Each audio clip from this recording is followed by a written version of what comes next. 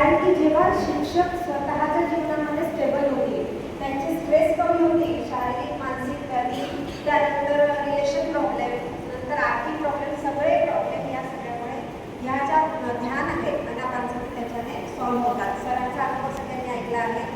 तर जेव्हा टीचर स्वतः हे शिकतील आणि स्वतःच्या जीवनामध्ये त्यांना शांती निर्माण होईल, आनंद निर्माण होईल, तेव्हाच ते आनंदी शिक्षक बनवून मुलांवरती हे संस्कार घडवतील. म्हणून स्पेशली हे प्रोग्राम आम्ही आता सुरू केले आहे टीचर्स लोकांसाठी. आणि पुढच्या पिढीला चांगले संस्कार मिळावे त्यासाठी आपल्याला आनापानसती हे ध्यान शिकणं खूप गरजेचं आहे.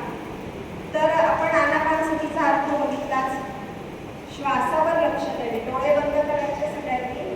डोळे बंद करून हात लॉक करायचे. पहिले बघून घ्या, दोन्ही हात असे एकमेकांमध्ये लॉक करायचे. पण ती तुमच्या हातातून बाहेर आपली जात नाही. डोळे बंद केल्याने 80% ऊर्जा आपली वाचते.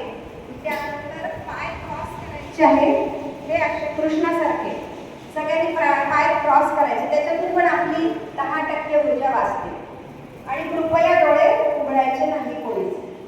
तर या सगळ्या परिस्थितीमध्ये जेव्हा तुम्ही फक्त श्वासाकडे लक्ष देता, म्हणजे आपला नॉर्मल येणारा श्वास आणि जाणारा श्वास, जबरदस्तीने कोणीही श्वास घ्यायचा नाही. नॉर्मल जो श्वास येतो त्याचं फक्त निरीक्षण करायचं आहे.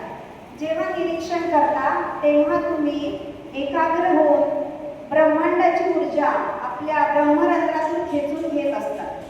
त्यामुळे कॉन्सन्ट्रेशन होतं आणि आपण ब्रह्मांडाशी, निसर्गाशी कनेक्ट होत असतो.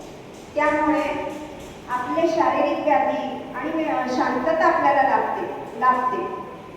तर सगळ्यांनी डोळे बंद करायचे. आता आपण